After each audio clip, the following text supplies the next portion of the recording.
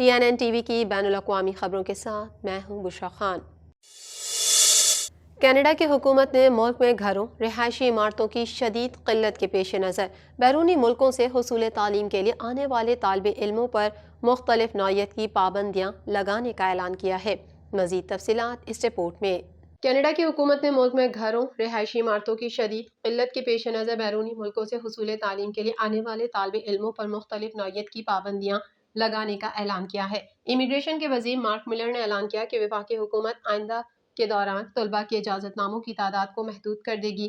بیان میں کہا گیا ہے کہ بین الاقوامی طالب علموں کی کینیڈا میں رہائش پر 2 سال کی پابندی عائد کی جا رہی ہے، جس کا اطلاق فوری طور پر ہوگا۔ حکومت کا کہنا ہے کہ وہ 2024 کے لیے تقریباً 3,60,000 انڈر گریجویٹ اسٹڈی پرمٹس کی منظوری دے گی، جو 2023 سے 35% کم ہے۔ حکومت نے یہ بھی کہا ہے کہ مختلف شعبوں کے پوسٹ گریجویٹ طالب علموں کو تعلیم مکمل ہونے کے بعد اب ورک ویزے جاری نہیں کیے جائیں گے اور انہیں اپنے ملک واپس جانا ہوگا۔ اس سے قبل اکثر شعبوں میں ڈگری حاصل کرنے کے بعد حکومت انہیں کچھ مدت تک کینیڈا میں کام کرنے کے لیے ورک ویزا جاری کرتی تھی۔ حکومت کا کہنا ہے کہ ان اقدامات کا مقصد ملک میں گھروں کی قلت سے پیدا ہونے والے بحران سے نمٹنا ہے۔ بین الاقوامی طالب علم کینیڈا کی یونیورسٹیوں اور تعلیمی اداروں کی آمدنی کا ایک بڑا ذریعہ ہے۔ امیگریشن کے وزیر مارک ملر نے کہا کہ اس پابندی کے نفاذ کے لیے وفاقی حکومت صوبوں کے ساتھ مل کر کام کرے گی، جو تعلیمی نظام کے نگراں ہیں۔ انہوں نے کہا کہ اس پابندی کی بنیادی وجہ کالجز میں داخلہ لینے والے بین الاقوامی طالب علموں کے مفادات کا تحفظ کرنا ہے۔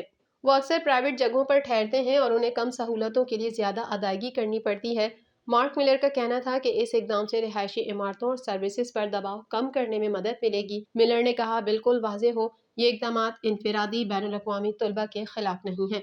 انہیں اس بات کو یقینی بنانا ہے کہ جیسے ہی مستقبل کے طلباء کینیڈا پہنچیں گے، انہیں تعلیم کا وہ معیار ملے گا جس کے لیے انہوں نے سائن اپ کیا تھا اور وہ امید جو انہیں ان کے آبائی ممالک میں فراہم کی گئی تھی۔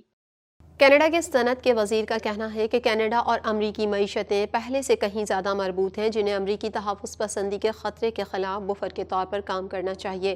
مزید جان لیں گے اس رپورٹ میں۔ کینیڈا صنعت کے وزیر فرانسوا فلپ شیمپین کا کہنا ہے کہ کینیڈا اور امریکی معیشتیں پہلے سے کہیں زیادہ مربوط ہیں، جنہیں امریکی تحفظ پسندی کے خطرے کے خلاف بفر کے طور پر کام کرنا چاہیے۔ شیمپین اور ان کے ساتھی لبرل وزراء اپنے تیسرے اور آخری دن کی میٹنگز موسم سرما کی کابینہ کے اجلاس میں آئندہ پارلیمانی اجلاس کی تیاری میں کریں گے۔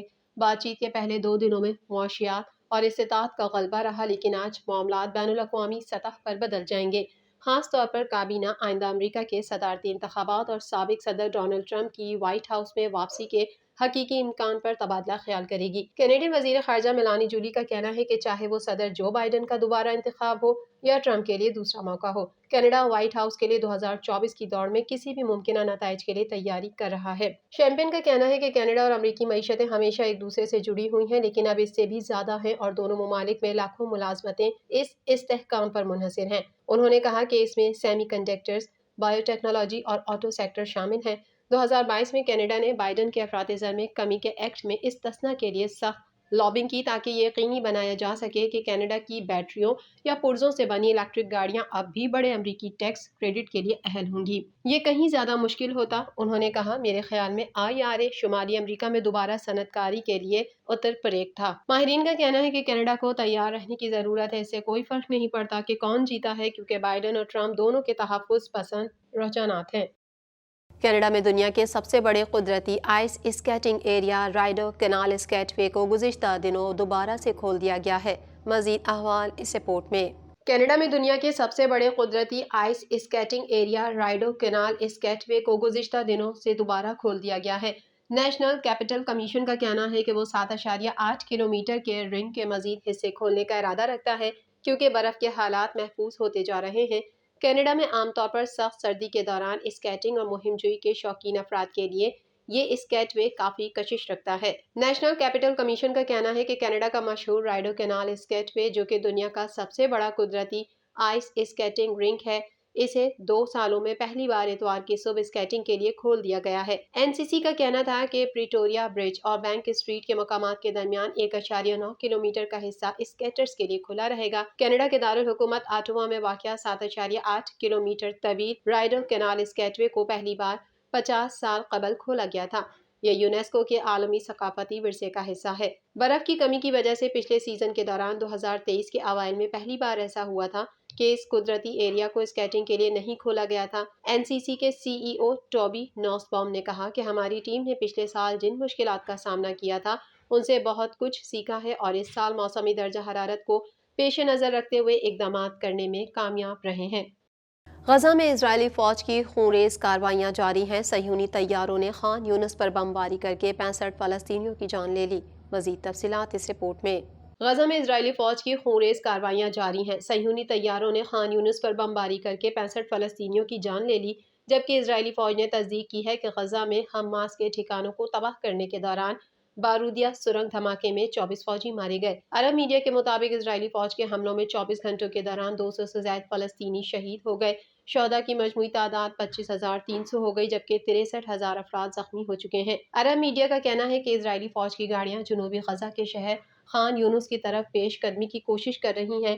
اسرائیلی فورسز نے ایمبولینسز کو بھی غزہ شہر اور اس کے شمال میں بمباری سے متاثرہ علاقوں تک پہنچنے سے روک دیا ہے۔ ادھر صہیونی فورسز کی جانب سے ہیبرون، جنین اور مقبوضہ بیت المقدس میں چھاپے مار کر متعدد شہریوں کو گرفتار کر لیا گیا۔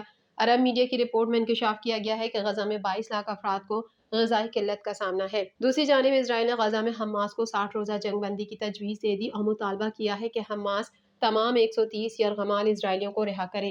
حماس نے بھی غزہ میں مکمل جنگ بندی اور تمام فلسطینی قیدیوں کی رہائی کا مطالبہ کر دیا۔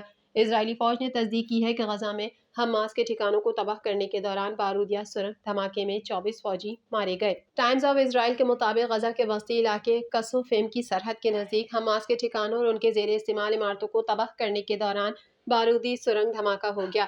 اسرائیلی فوج کے ترجمان کا کہنا ہے کہ اس علاقے میں حماس کے ٹھکانوں اور ان کے تباہ حال انفراسٹرکچر کو ڈھا کر ایک بفر زون قائم کرنے کی کوشش کی جا رہی تھی تاکہ یہودی آبادکار اس محفوظ بفر زون کے ذریعے واپس اپنے گھروں کو جا سکیں۔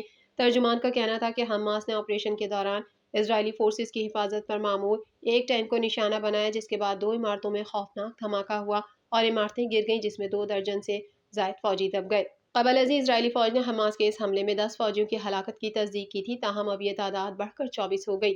خیال رہے کہ اسرائیل کی بری فوج غزہ میں 27 اکتوبر کو داخل ہوئی تھی اور حماس کے خلاف زمینی کارروائیاں کر رہی ہیں، جس کے دوران مارے گئے اسرائیلی فوجیوں کی تعداد 219 ہو گئی ہے۔ چین میں زلزلے کے شدید جھٹکے محسوس کیے گئے۔ زلزلے کے نتیجے میں متعدد عمارتیں زمین بوس ہو گئیں۔ مزید احوال اس رپورٹ میں۔ چین میں زلزلے کے شدید جھٹکے محسوس کیے گئے۔ زلزلے کے نتیجے میں متعدد عمارتیں زمین بوس ہو گئیں۔ زلزلے کی وجہ سے عمارتیں لرز اٹھیں اور لوگ خوفزدہ ہو کر گھروں سے باہر نکل آئے۔ متعدد مکانات اور مویشیوں کے باڑے منہدم ہو گئے، جس کے باعث کئی افراد کے زخمی ہونے کی اطلاعات ہیں۔ امدادی کارکنوں کی جانب سے امدادی سرگرمیاں جاری ہیں۔ متاثرہ علاقے سے 200 سے زائد افراد کو بحفاظت نکال لیا۔ 47 افراد اب بھی ملبے تلے دبے ہوئے ہیں۔ غیر ملکی میڈیا رپورٹ کے مطابق چین کے صوبے سنکیانگ کے جنوبی حصے میں زلزلہ آیا۔ ریکٹر اسکیل پر زلزلے کی شدت 7.2 ریکارڈ کی گئی۔ چین کے علاوہ زلزلے کے جھٹکے بھارت میں بھی محسوس کیے گئے۔ زلزلے کا مرکز ووشی کاؤنٹی میں 22 کلومیٹر گہرائی میں تھا۔ TNN TV کے نیوز بلیٹن میں فی الحال اتنا ہی۔ مزید خبروں اور اپڈیٹس کے لیے دیکھتے رہیے TNN TV۔